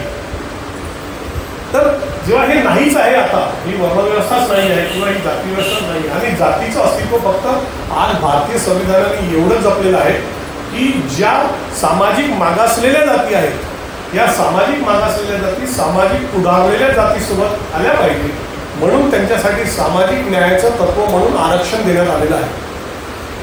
आणि त्या लोकसंख्या निहाय त्यांचे कलेक्टर, त्यांचे कमिशनर, त्यांचे डॉक्टर, त्यांचे इंजिनियर बनले पाहिजे. पण आज आपण काय बघतोय, सर्व क्षेत्रामध्ये खाजगीकरण सुरू आहे. सर्व क्षेत्रामध्ये खाजगीकरण सुरू आहे. म्हणजे एअर इंडियासारखी जी कंपनी होती त्याच्यामुळे काय SC ST OBCची मुलं पायलट होऊ शकायचे. आज मला सांगा एकही कंपनी नाही आहे भारत सरकार. म्हणजे आपण SC ST OBC मंडळी आणि एक पायलट बनवायचा म्हणजे जवळजवळ 30 ते 40 लाख रुपये लागतात. आणि त्याला स्पेसिफिक विमानाचा पायलट बनवायचा असला तर अजून 30 ते 40 लाख लागतात. म्हणजे मी 70-80 लाख रुपये खर्च केल्यावर मला गॅरंटी नाही आहे की माझ्या मुलाला ह्या प्रायव्हेट कंपन्या घेतील म्हणून. संविधानामधल्या आरक्षणाच्या तत्वाने आपल्याला एक गॅरंटी होती, 15% SC, 7.5% ST आणि ओबीसीला 52 पाहिजे, पण ते 27% OBC. ते गॅरंटीमुळे पॅरेंट्स 50 लाख पण कर्ज घेऊन मुलांना पायलट बनवायचे. आता आपलं मानसिक खच्चीकरण झालं ना, 50 लाख घेतलं नाही लागलं बघा. म्हणजे पुन्हा ती सामाजिक व्यवस्था आपलं तोंड वर काढत आहे. त्याच्यामुळे याला वेळीच आपण सर्वांनी एकत्र व्हायला पाहिजे असं मला वाटतं. आणि रामदास तडस जो आहे हा स्वतःच त्याच्यासाठी जिम्मेदार आहे. रामदास तडसचा जो अपमान झाला त्याला तो स्वतः जिम्मेदार आहे. कारण की मागे काहीतरी ते वामन पूजा वगैरे होती, त्यावेळेस त्यांनी एक पोस्टर दिला, तो खासदार होता तेव्हा मी त्याचा निषेध केला होता त्यांचा. त्यांनी काय केलं होतं, तो जो वामन आहे बटू, तो जो बळीराजा आहे त्या बळीराजाच्या डोक्यावर नाच मारून त्याला जमिनीत गाडतो असे चित्र आहे. बरोबर आहे. हे या माणसाने शेअर केलं या रामदास तडस. तो बटू जो आहे तो त्या बळीराजाच्या आणि आपल्या आया बहिणी काय म्हणतात, पिढा पिढा जाओ आणि बळीचे राज्य. म्हणजे हा जो देश आहे हा देश आधीचा बळीस्थान आहे, बळीराजाचा देश आहे. तर त्याला तो बटू जो आहे तो डोक्यावर लाट ठेवून आहे. आणि असं चित्र या रामदास तडसने शेअर केलं होतं की बटू काय पूजेच्या सर्वांना शुभेच्छा वगैरे. आता बटूनी मारली लाट तर एकदम खाली झाले. आणि मग तुम्ही असं का करता, तुम्हाला फुले शाहू आंबेडकर समजले पाहिजे. शाहूंनी काढला नोकरीवरून, तुम्ही म्हणाला पाहिजे तर तू नोकरीवरून आउट. ही जे हे मंदिर आहे ट्रस्ट आहे ना, मी माझ्या खासदारकीच्या याच्यातून पैसे दिलेले आहेत का, चल निघतो इथून. पण बोलायची हिंमत का झाली नाही. पुन्हा सांगतो, मानसिक खच्चीकरण आहे. सामाजिक मागासलेल्या लोकांचं मानसिक खच्चीकरण आहे. आणि जे सामाजिक पुढारलेल्या जाती असतात त्यांना आपला श्रेष्ठत्वाचा जो अहंकार असतो त्याच्यामुळे ते एका खासदाराशी बोलताना म्हणतात तुम्ही थोडे लांबच राहा. असंही वाक्य आहे त्याच्यामध्ये, तुम्ही थोडे लांबच राहा. कोणत्या देशात आपण राहतो कधी कधी विचार करावा. म्हणून मला असं वाटतं की आपणच याचं कारण बनू नये. आणि मला असं वाटतं किती वेळ बोलायचं तर आपण या गोष्टीचा कुठेतरी विचार करायला पाहिजे. आणि म्हणून ही जी लढाई आहे ही लढाई मी नेहमी सांगतो की या देशामधली जी खरी लढाई आहे ही लढाई ही सामाजिक पुढारलेले विरुद्ध सामाजिक मागासलेले अशी लढाई आहे. पण ही लढाई प्रोजेक्ट कशी करण्यात येते की ही लढाई या देशामध्ये धार्मिक आहे. म्हणजे हिंदू विरुद्ध मुसलमान, म्हणजे प्रत्येक गोष्टीत काही ना काही ते असं शोधतात की कशा प्रकारे मुस्लिम समाज किंवा मायनॉरिटी समाज आणि मग बाकी हिंदूंना खुश करायचं की देखो उनसे जमीन ले लिया, उनसे ये ले लिया, उनसे वो ले लिया. म्हणजे लक्षात ठेवा, बाबासाहेब जेव्हा हिंदू कोड बिल लावत होते तेव्हा त्यांचा जो प्रमुख श्यामाप्रसाद मुखर्जी, त्यावेळेस जनसंघ होता, तो खासदार होता, तो बाबासाहेबांना काय बोलला होता कि ये हिंदू कोड बिल आप क्यों लगा रहे हो, ये मुसलमानों को भी लगाओ. ही चर्चा आहे पार्लिमेंटमध्ये. तर बाबासाहेबांनी म्हटलं की मुस्लिम समाजामध्ये जे रूढीवाद आहे किंवा त्यांच्यामध्ये, आणि बाबासाहेबांनी हे म्हटलेलं आहे की त्यांच्यामधला भाईचारा जरी खूप चांगला असला तरी स्त्रियांना जो दर्जा आहे, म्हणजे आपण काय एक पुरुष एक स्त्री अशा प्रकारे चालतो, तर तो अजूनही काही काही म्हणजे चळवळीतले मुस्लिम म्हणतात की आपण त्यांना इक्वल राईट्स दिले पाहिजे, आणि काही काही लोकांमध्ये अजून तसं जुनं सगळ्यात डोक्यात असतं तशा. तर तो काय म्हणायला लागला की नाही हिंदू कोड बिल नाही लगाने का, तो लगाना तो उनको भी लोग करते. बाबासाहेबांनी म्हटलं इस देश के अंदर 85% हिंदू आहे. जब हे हिंदू कोड बिल, या हिंदू कोड बिलांनी काय केलं, त्या हिंदू कोड बिलांनी या देशामधल्या 85% हिंदू महिलांना स्वातंत्र्य आणि बरोबरी दिली. वडिलांच्या प्रॉपर्टीमध्ये बरोबरीचा हिस्सा दिला. मुलगा अडॉप्ट करायचा असेल तर तिला विचारल्याशिवाय करता येत नाही. म्हणजे जे जे हक्क माणसांकडे होते ते सर्व हक्क शेअर केले महिलांचे. आणि बाबासाहेब म्हटलं की 85% समाज जर का एका रूलमध्ये आला तर उरलेले जे 15% लोक ऑटोमॅटिक त्याला फॉलो करतील. पण 15% किंवा 10% लोकांसाठी 90% लोकांचं नुकसान करायचं का, म्हणून बाबासाहेब त्या मुखर्जीला बोलले की ऐसा नाही होणार.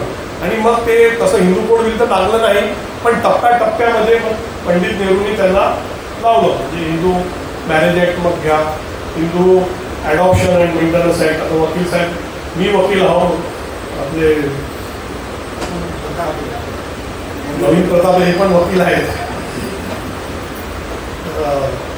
मी मागच्या वेळेस भंडारा गोंदिया निवडणुकी लोकसभेसाठी राजीनामा दिला होता आणि त्याच्यानंतर लोकसभा निवडणूक लढली. आता मी सुद्धा वकिली व्यवसायातच आहोत.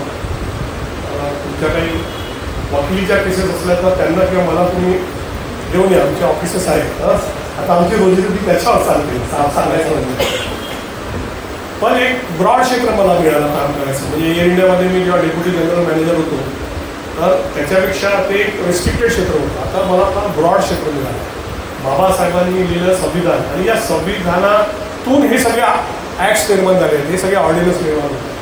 आणि ही सगळी जी ताकद आहे ही या देशाला ते समानतेचं, ते संविधानिक राज्य आणि हे जे संविधानिक चारित्र्य ज्याला म्हणू शकतो आपण, हा शब्द लक्षात ठेवा. आपल्याला प्रत्येक माणसात संविधानिक चारित्र्य निर्माण करायचं आहे. संविधानिक चारित्र्य निर्माण करायचं आहे म्हणजे त्या माणसामध्ये भारतीय संविधानाने जे प्रिन्सिपल्स, जे फंडामेंटल राईट्स दिलेले आहेत, त्या फंडामेंटल राईट्स सोबत प्रत्येक माणूस जगू शकला पाहिजे. म्हणजे मी राजा आहो किंवा मी निवडून आले आहो, आणि बऱ्याचदा काय होतं की याचे मूळ कारण आपण सुद्धा असतो. आता त्या कुणाल कामरानी ती कविता म्हटली, तर त्या कुणाल कामराला हक्क भावना प्रस्ताव, अरे बाबा तुम्ही लोकांचे प्रतिनिधी आहात, तुम्ही फक्त 5 वर्षासाठी निवडून आलेले आहे. कसे निवडून आले ते आम्हाला माहित आहे, पण तरी ठीक आहे 5 वर्षासाठी आहात, काय परमनंट नाही आहे. परमनंट तुमचं काय स्टेटस आहे, तर you are citizen of India. भारताच्या संविधानाची सुरुवात होते आम्ही भारतीय लोक, शिंदे असो, अजित पवार असो, फडणवीस असो, याची सुरुवात कुठून होते, आम्ही भारतीय लोक. तुम्हाला उद्या लोकांनी हाकललं, पदावरून काढलं, तर तुम्ही पुन्हा त्या याच्यावर आम्ही भारतीय लोक म्हणूनच हक्क आणि अधिकार मागतात. मग आज तुम्ही कुणी तुमच्या विडंबन कामे केलं किंवा तुम्ही क्रिटिसिझम केलं तर तुम्ही लोकांच्या फंडामेंटल राईट, फ्रीडम ऑफ एक्सप्रेशनवर अटॅक करता, जे की भारताच्या संविधानाने आर्टिकल 19 दिलेले आहे. तुम्हाला अधिकार आहे का तो? तुम्ही ज्या बलबागेमध्ये बंगल्यामध्ये राहता ते बंगले कोणाचे आहेत? तुमचे आहेत का? ते 5 वर्षासाठी फक्त तुमचं नाव आहे, ते आमच्या करातून, आमच्या पैशातून. तुम्ही ज्या गाड्यामध्ये फिरता त्या गाड्या आमच्या आहेत, आमच्या पैशातून आहेत. तुम्हाला जी पोलिसांची सुरक्षा आहे त्या पगार त्यांचा आम्ही देतो, आमच्या करातून घेतो भारतीय नागरिकांची. म्हणजे तुमचं काहीच नाही, तुमचं म्हणून असं काहीच नाही. तर कोणत्या कशावर तुम्ही आपण दाखवता एवढी? माझा अपमान झाला, मला गद्दार का म्हटलं? अरे तुम्ही, आणि तुम्हाला जर वाटत असेल की तुम्हाला एक क्रिटिसिझम सहन होत नाही, मी एकदा पब्लिक फिगर झाले तर पब्लिक क्रिटिसाइज करणार तुम्हाला. तुम्ही आपण सोसायटीमध्ये प्रेसिडिंग सेक्रेटरी होतो तर सोसायटीचे लोक आपल्याला म्हणतात की यांनी काहीतरी काढले असतील. एवढा हा व्हॉलेंटियर केव्हापासून झाला, आणि ते बरोबर, आणि ते मला अजिबात आवडत नाही. ते ऍक्च्युली गांधीजम आहे. लक्षात घ्या की लोकांनी स्वतःहून सोसायटीसाठी काम करायचं आणि बदल्यात काहीच घ्यायचं नाही, हे गांधीजम आहे. बाबासाहेब गांधीजींच्या विरोधात होते. व्हॉलेंटरीली काम करायचं त्यावेळेस ठीक होतं, तेव्हा आपला देश स्वातंत्र्यात होता, हे होता ते होता. पण आज जर का आपण बघतो की एवढं कॉम्प्लेक्स झालेलं आहे वर्ल्ड. म्हणजे आमच्या सोसायटीमधला प्रेसिडेंट सेक्रेटरी आधी म्हणत होता की नाही नाही मीच ते बिल भरत जाईल इलेक्ट्रिकचं, मी पहिल्यांदा बिल म्हटलं ठीक आहे, म्हटलं व्यवस्थापक ठेवा एखादा, नाही म्हटलं.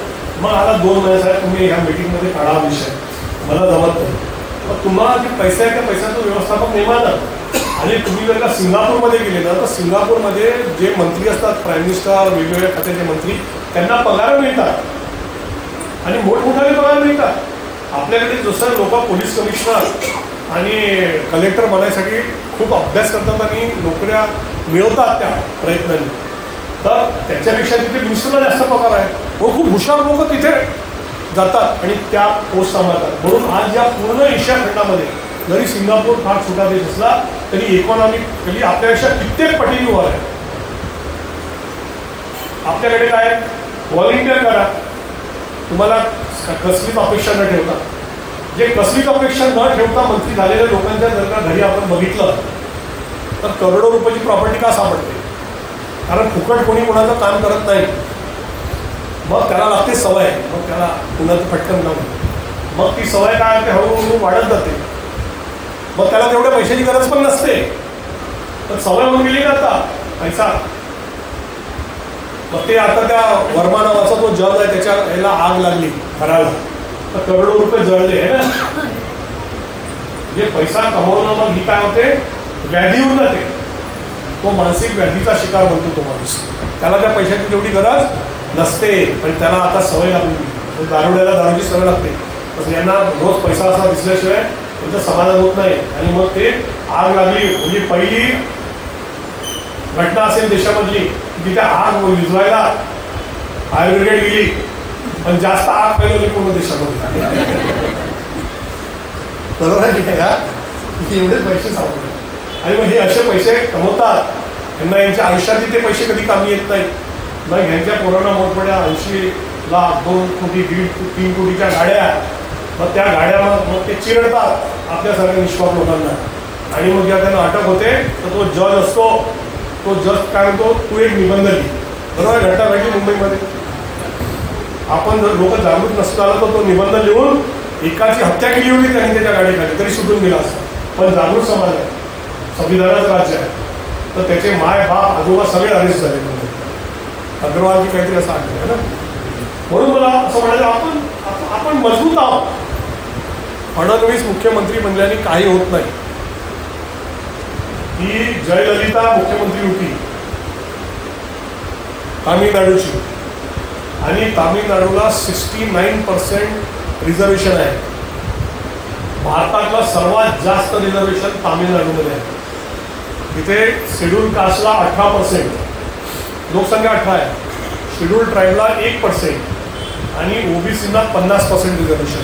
म्हणजे ओबीसीना 50, 18, 1, 69% रिझर्वेशन आहे तामिळनाडूमध्ये. याचा निकाल आला मंडल आयोगाचा, इंदिरा साहनीचा. त्यांनी काय म्हटलं की 50%च्या वर आरक्षण असू शकत नाही. 50%च्या वर आरक्षण असू शकत नाही.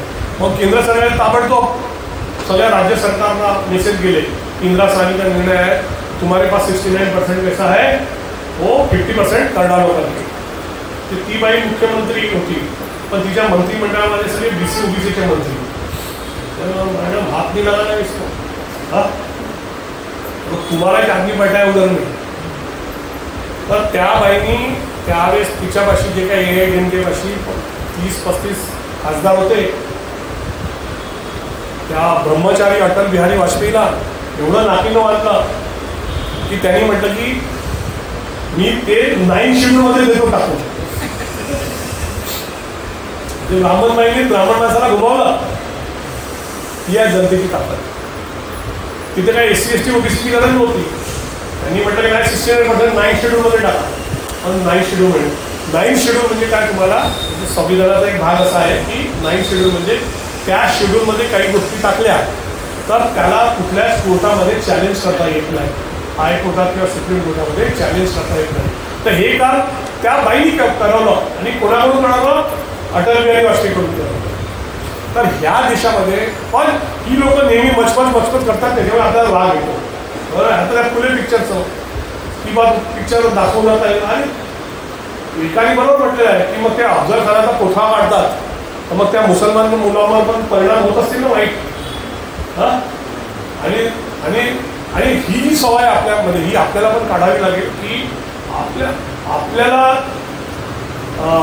आपल्या डोक्यामध्ये असं झालेलं आहे की अमुक पहिले कुठल्याही व्यक्तीला त्याची जात माहीत करून घ्यायची आणि मग हा असाच असणार किंवा एखादी वाईट गोष्ट एखाद्या व्यक्तीने केली तर ह्याची जातीचे लोक असे सांगतात. अहो, आम्ही कोर्टामध्ये केसेस लढतो, तिथे जे चोर येतात, डकेत येतात, गुन्हेगार येतात, हे सर्व जातीचे असतात. गुन्हेगाराला जात नसते, गुन्हेगाराला धर्म नसतो आणि अशी कुठलीच जात नाही, असा कुठला धर्म नाही की ज्याच्यामध्ये गुन्हेगार नाही. माझ्या तरी पाहण्यात आलं आहे की सगळ्या जाती, मग एक व्यक्ती गुन्हेगार असला तर सांगायचं नाही की सगळे त्या जातीचे लोक असेच असतात. ही सवय आपण तोडली पाहिजे.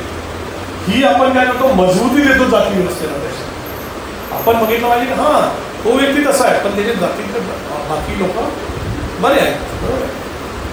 आता एखादा OBC माझ्यासारखा असतो, एखादा OBC साक्षाला एखादा बाबाशीच दिवस रात्र पडलेला असतो, तर त्याच्या बुद्धीची तुम्ही कीव करा की तो असा का वाटतो, की हा असा का वाटतो.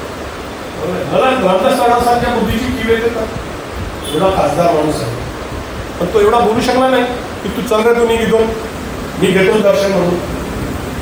तर हीच लढाई आहे फुल्यांची, सामाजिक स्वातंत्र्याची लढाई. आणि म्हणून सामाजिक स्वातंत्र्याच्या लढाईचं सूत्र भारताच्या संविधानामध्ये आलेलं आहे की ही तोडायची कशी.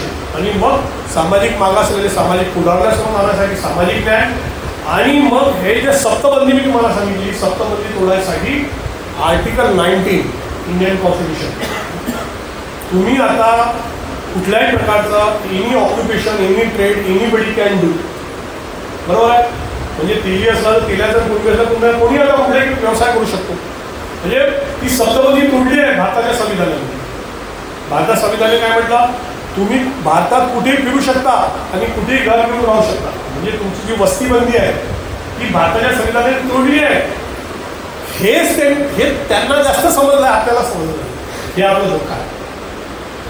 त्यांनी ज्या सप्तबंद्याद्वारे आपल्याला विभाजित करून ठेवलेलं होतं की हे कधीच एक दुसऱ्यासोबत जर का आले तर आपली व्यवस्था कोलमाडून पडेल.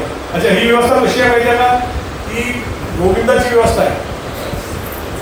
खाली गोविंदा 100 का 40 मग 20 आणि मग 10 मग 1 आणि मग तो एक जो असतो वरचा तो गोविंदा थंडी पडतो, दही खातो आणि 5000चं बंडल पण खिशात टाकतो. ही जाती व्यवस्था अशी आहे.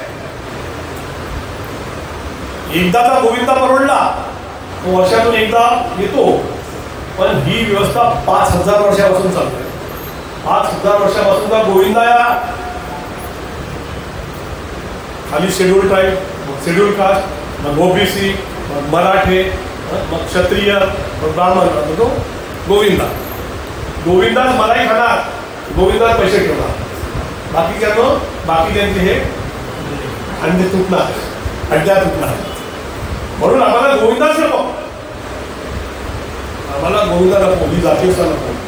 तर बाबासाहेबांनी लक्षात आलं गोविंदा काही समजणार नाही, पण बाबासाहेबांनी आपली वेगळी जो बुद्धाचा आणि सम्राट अशोकाचा जो मार्ग आहे तो स्वीकारला आहे. भारताचं पूर्ण संविधान सुद्धा ते सम्राट बुद्ध आणि सम्राट अशोकाचा जो मार्ग आहे त्याच्यावरच आधारित आहे. आणि त्याच्यामध्ये अजून काही ह्युमन व्हॅल्यूज ॲड झालेले. म्हणून माझ्या मुख्यमंत्री नाटकामध्ये सर्वात शेवटी एक जो डायलॉग आहे तो प्रतापे साहेबांना माहीत आहे की एखाद्या वेळेस ख्रिश्चनांकडे बायबल नसेल तरी चालेल, मुसलमानांकडे कुराण नसेल तरी चालेल, बौद्धांकडे बुद्ध आणि धम्म नसला तरी चालेल, हिंदूंकडे गीता नसली तरी चालेल, पण प्रत्येक व्यक्तीच्या घरामध्ये भारतीय संविधान असलं पाहिजे. कारण भारतीय संविधान हाच आता आपला धर्मग्रंथ आहे आणि भारताचं संसद जे आहे तेच आपलं मंदिर आहे. मंदिरात कशाला जातात लोक? मागणी करायला जातात. मग तिथून ठरतात अधिकार, त्या संसदेतून ठरतात, त्या विधानसभेतून ठरतात. आपल्या लक्षात ठेवलं पाहिजे एवढं क्लिअर सांगितलेलं आहे, एवढं क्लिअर सांगितलेलं आहे, पण ते आपल्याला कधी कधी समजत नाही. आणि म्हणून हे जे संविधान आहे, हे माझ्या फेसबुकवरचं पण स्टेटमेंट आहे की माझा भारतीय संविधान हाच माझा धर्मग्रंथ आहे. आणि म्हणून मी आणि एक फॅक्ट म्हणून मी तुम्हाला सांगतो, स्टॅटिस्टिकल डेटा म्हणून, की मागच्या 75 वर्षाचा जर का आपण अभ्यास केला वेगवेगळ्या देशाच्या संविधानाचा, कारण मी LLM कॉन्स्टिट्यूशन लॉमध्ये आहोत, तर त्यामुळे जगातल्या बऱ्याचशा कॉन्स्टिट्यूशनचा आम्हाला अभ्यास करावा लागतो. तर जो श्रीलंका देश आहे त्याचा जे बेसिक आहे इझम ते बुद्धिझमवर बेस घेतला आहे. त्याच्यानंतर पाकिस्तान आहे त्यांनी इस्लामचा बेस घेतलेला आहे, तर ते इस्लामिक राष्ट्र म्हणूनच गेले ना आपल्या. आणि जो नेपाळ आहे त्यांनी हिंदूचा बेस घेतलेला आहे, हिंदुइझमचा बेस. पण श्रीलंकेमध्ये जे संविधान आहे त्यांचं ते तीन वेळा फेल पडलेलं आहे. बुद्धिझमचा बेस असून सुद्धा जे पाकिस्तानचं संविधान आहे ते 5 वेळा फेल पडलेलं आहे. आणि जे नेपाळचं संविधान आहे ते 6 वेळा फेल पडलेलं आहे. म्हणजे याचा अर्थ लक्षात ठेवा की बाबासाहेबांनी सर्व धर्मातले वेचून जे बेस्ट टू बेस्ट जे आहे ते सगळं कलेक्ट करून ॲक्च्युली भारतीय संविधानात टाकलेलं आहे की 75 वर्षात आपलं संविधान एकदाही फेल पडलं नाही. ते फेल करायचा इंदिरा गांधींनी प्रयत्न केला तर लोकांनी इंदिरा गांधीला फेल केलं, मोदींनी प्रयत्न केला तर मागच्या मोदीला मेजॉरिटीने खाली आणलं आणि मला तर वाटतं की आउटच केला होता. पण जे काही कृपा असेल हां, पण हा देश, या देशाचं संविधान फेल झालेलं नाही. म्हणजे जगामध्ये एक मोठी लोकशाही जी आहे ती अमेरिका आहे, त्याचं संविधानाचं वय 300 वर्ष आहे. आपलं संविधान हे 75 वर्षाचं आहे. दुसरं आपलंच संविधान आहे जे 75 वर्षापर्यंत गेलेलं आहे. आणि ज्यांनी असं धर्माच्या आधारावर म्हणून मी जे लोक हिंदू राष्ट्राच्या गोष्टी करतात त्यांना मी विरोध करतो. मी म्हणतो जेव्हा खलिस्तानी लोक जेव्हा शीख राष्ट्राची गोष्ट करतो तुम्ही त्याला विरोध करता. कारण कुठल्या धर्माच्या नावावर राष्ट्र जेव्हा बनवाल तेव्हा बाबासाहेबांनी लिहून ठेवलेलं आहे की हिंदू राष्ट्र हे या देशाची सर्वात मोठी आपत असेल. बरोबर आहे ना? कारण की म्हणजे ज्या मुसलमानांना असं वाटत होतं की आमचा धर्म फार महान आहे, त्यांनी भारतापासून वेगळा जाऊन पाकिस्तान बनवला, इस्लामिक राष्ट्र बनलं. आणि धर्म हा लोकांना जोडून ठेवतो त्या संकल्पनेतून ते गेले होते. पण 25 वर्षात त्यांचे 2 तुकडे झाले. बांगलादेश वेगळा झाला. काय झाला? धर्म तर एकच होता मग त्यांचा. हे लोक काय करायचे, उर्दू भाषा होती तिकडे आणि तिकडे बांगलादेश. हे काय म्हणाले तुम्ही उर्दू शिक, ते म्हणे हम क्यों उर्दू शिके, हम बांगलादेशी आहे, हम बांगला भाषा बोलेंगे. बांगलादेशाच्या बंगाली भाषेच्या इझमवर निर्माण झालेला आणि जगाच्या पाठीवरचा भाषेच्या नावावर निर्माण झालेला देश म्हणजे बांगलादेश. म्हणजे विभाजन हे कुठल्याही प्रकारे होऊ शकतं, धर्माच्या नावाने होऊ शकतं, भाषेच्या नावाने होऊ शकतं. मग आता आपण असं म्हणू का की इस्लाम हा जो धर्म आहे हा खूप मजबूत आहे, त्याच्यापेक्षा भाषा प्रभावी ठरली. मुस्लिम बांधवाच्या भावना दुखू शकतात ना की म्हणजे क्या ओसचे पॉवरफुल आहे. म्हणून कुठल्याच प्रकारच्या अस्मिता हे जेव्हा आपण खूप ताणतो त्या तुटणार. हे सगळं कवर भारताच्या संविधानात केलं. म्हणजे भारताचं संविधान जे आहे हे जगामध्ये याची बरोबरी नाही. म्हणजे आज अमेरिकेला सुद्धा त्यांना कॉन्स्टिट्युशन प्रॉब्लेम आला तर ते भारताचं संविधान रेफर करतात. मी कोलंबिया युनिव्हर्सिटीला गेलो होतो. तिथे जी लेमन लायब्ररी आहे त्या लेमन लायब्ररीच्या बाहेर डॉक्टर बाबासाहेबांचा स्टॅच्यू आहे आणि तिथे सिम्बॉल ऑफ नॉलेज लिहिलेलं आहे. आपल्यापैकी प्रत्येकजण तिथे जा अमेरिकेने असा बाबासाहेबांचा स्टॅच्यू सिम्बॉल ऑफ नॉलेज म्हणून तिथे. आणि त्यांनी जगातले त्यांचे जे बेस्ट 5 विद्यार्थी त्याच्या यादीत पहिलं नाव बाबासाहेबांचं. तर म्हणजे त्याच्या पलीकडे जाऊन जर का आपण बघितलं तर संविधान ही गोष्ट धर्मापेक्षा फार वेगळी असते हे लक्षात ठेवा. त्याच्यामुळे त्या कामरांनी काय म्हटलं की भाई तो तेच बोलतो ना म्हणजे बोलणार की भाई ऐसा तू करोगे तर सिख राष्ट्र हिंदू राष्ट्र हे ह्या विभाजनाच्या गोष्टी आहेत. अच्छा, एक हिंदू राष्ट्र निर्माण झाल्यावर काय होईल त्याचा एंड आहे का? या फुले पिक्चरमध्ये समोर आला. ती बाई जी आहे त्या यूट्यूबमध्ये दाखवून झाली की शेंडी आणि जानवा आमचं अस्मितेचं प्रतीक आहे, याचा अपमान आम्हाला सहन होणार नाही. म्हणजे जेव्हा हिंदूंचा राष्ट्र निर्माण होईल तेव्हा हिंदूंच्या जातीमध्ये संघर्ष सुरू होईल. त्याला काय म्हणतात यादवी, त्याला म्हणतात यादवी. या यादवी निर्माण होऊ नये ह्याचं उत्तर भारताच्या संविधानामध्ये. अशा प्रकारचं भारताचं संविधान बाबासाहेबांनी बनवलं. म्हणजे जेव्हा राज्याला पॉवर दिलेले आहे तेव्हा केंद्राला सुद्धा पॉवर दिलेला आहे. पण मोदीला सांगितलं मोदी साहब आप ये सब्जेक्ट पे काम करेंगे और उद्धव ठाकरे तू राज्य का मुख्यमंत्री है तो तू ये सब्जेक्ट पे काम करेगा, तू इसके सब्जेक्ट में नहीं देखने का और तू उसके सब्जेक्ट में देख. फेडरल आहे ते लुडबुड करायचे एक दुसऱ्याला. त्यांना असं वाटतं की मला सगळंच पाहिजे म्हणून ते मग इकडे तिकडे आमदार विकत करून करतात. काय आनंद होतो त्यांना माहिती. काय इतिहासात त्यांचं नाव चांगलं लिहिलं जाणार नाही सांगतो, गॅरंटीने सांगतो. अशा प्रकारच्या तुम्ही कारण काय की तुम्ही शेवटी तुमचा इतिहास लिहून राहिलेले आहात आणि तुमचा इतिहास समोर लिहिणार आहे. तर त्यावेळेस तुम्ही हे असले जे प्रकार केलेले आहे. 2 दिवसाआधी म्हणायचं की 70 कोटीसाठी मी त्याला आतमध्ये टाकतो आणि 2 दिवसानंतर न्यूज येते की तो अजित पवार उपमुख्यमंत्री झाला. खेळ गंमत लावली आहे का तुम्ही? हा बरोबर आहे, चालू आहे ना माणसं. पण हे जास्त दिवस चालणार नाही नव्हते साहेब, बरोबर आहे की नाही?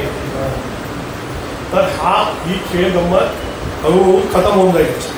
पण टिकेल काय तर भारताचं संविधान. म्हणून मी तुम्हाला आज आवर्जून महात्मा ज्योतिबा फुले जयंतीच्या निमित्ताने जी लढाई सामाजिक स्वातंत्र्याची महात्मा ज्योतिबा फुलेंनी सुरू केली होती आणि त्या लढाईला त्यांनी प्राधान्य दिलं होतं जेव्हा की देश ब्रिटिशांच्या विरुद्ध लढत होता. तर महात्मा ज्योतिराव फुले तेव्हा गुलामगिरी नावाचा ग्रंथ लिहितात आणि त्या गुलामगिरी ग्रंथामध्ये ते ब्रिटिशांच्या विरुद्ध लिहित नाही पण या देशाच्या ब्राह्मणशाहीच्या विरुद्ध लिहितात. आणि ब्रिटिशांना काय म्हणतात? मायबाप ब्रिटिश सरकार. लक्षात घ्या, आपला लढा सामाजिक स्वातंत्र्याचा लढा आहे आणि या 85-90% लोकांचा लढा आहे. त्यांच्या अस्मितेचा त्यांचा मानवी अधिकाराचा लढा आहे. आणि म्हणून फुल्यांनी गुलामगिरी का लिहिलं हे आपण समजून घेतलं आणि कोणाविरुद्ध लिहिलं आणि मायबाप सरकार का म्हटलं ब्रिटिशांना? कारण ब्रिटिशांनी ज्या सुधारणा सुरू केल्या होत्या, सतीची प्रथा बंद केली किंवा ते इक्वॅलिटी, कारण ते वेरी डेव्हलप्ड कंट्रीज होती तर त्यांनी त्यांच्या पार्लिमेंटमध्ये कायदे आणि ये लोगों को भी इंसान बनवा भाई काही तसे टाईप की जनावर टाईप जिथे हा म्हणजे महात्मा ज्योतिराव फुल्यांनी जेव्हा महात्मा ज्योतिराव फुल्यांनी तर ब्राह्मणाच्या घरात पण घुसून काम केलं आहे. कारण हे ब्राह्मण लोकांमध्ये जेव्हा स्त्री विधवा व्हायची आणि काय करायची की छोट्या मुलीचं लग्न 50-60 वर्षाच्या म्हाताऱ्याशी करून द्यायचं, तो लवकर मारून द्यायचा. मग ती जी मुलगी आहे तिला आयुष्यभर एका कोपऱ्यात राहा, एक वेळचं जेवण मिळेल आणि ती सुंदर दिसू नये म्हणून तिचं केश वपन करायचे. ती केश तिचे काढून टाकायची कारण ती सुंदर दिसली तर कोणाची नजर जाईल तिच्यावर. तरी त्याच्यानंतर नजर गेलेल्या आणि ज्यांनी गर्भधारण केल्या अशा ब्राह्मण मुलींसाठी त्या जीव देत किंवा त्या बाळाला फिकत महात्मा ज्योतिराव फुलेंनी एक काय बाल हिंसा प्रतिबंधक गृह असं गृह स्थापन केलं आणि त्यांनी सांगितलं मी आणि माझी बायको आम्ही अशा अपत्या असे यायचं बाळाचा जन्म द्यायचा आणि मग आयडेंटिटी लपून निघून जायचं आणि अशा एका काशीबाई नावाच्या बाईचं झालेलं बाळ महात्मा ज्योतिराव फुलेंनी अडॉप्ट केलं. महात्मा फुलेंना हे विरोध करतात, ते ब्राह्मणी मोर्चे काढतात. अरे तुम्हाला काय माहिती आहे, ती बाई जी मोर्चा काढत होती तिला माहिती आहे का महात्मा फुले काय, तुझ्या पिढ्यांचा उद्धार की नाही केला. आणि ब्राह्मणी व्यवस्थेनुसार सर्व बाया शूद्र आहेत, ती बाई पण शूद्र आहे, तिला माहित नाही कोणाच्या हातात सत्ता देते आहे तू. ब्राह्मणी व्यवस्था ही पुरुष सत्ता आहे. जेव्हा की महात्मा ज्योतिराव फुल्यांची जी व्यवस्था आहे ही पुरुष सत्ता नाही आहे. महात्मा ज्योतिराव फुल्यांना जेव्हा बाळ होत नव्हतं तेव्हा त्यांचे सासरे स्वतः बोलले की ज्योतिराव माझ्या पोरीला सावित्रीला मूळ होत नाही, त्यामुळे आपण दुसरं लग्न करावं. कारण तेव्हा 2-3 लग्न करणं तेव्हा बाबासाहेबांचं बिल आहे हिंदू कोडबिल वगैरे आलं नव्हतं, एकच बायको होतं. पण मुसलमानांना किती म्हटलं तरी आपलं पण आहे इतिहास. तर त्यावेळेस फुले काय बोलले, पण समजा मी दुसरी बायको केली आणि तिलाही जर का पूर्ण झालं नाही तर तुम्हाला जसा माझ्यासाठी सवत आणता तसा सावित्रीसाठी सवता आणावं लागेल, तिला दुसरा नवरा करावा लागेल. एवढी ताकद म्हणजे फुलेंच्या तुलनेमध्ये आपण बिलकुल बगल बच्चे आहोत आपण बिलकुल. म्हणजे त्यावेळेस फुल्यांनी जे केलं समजा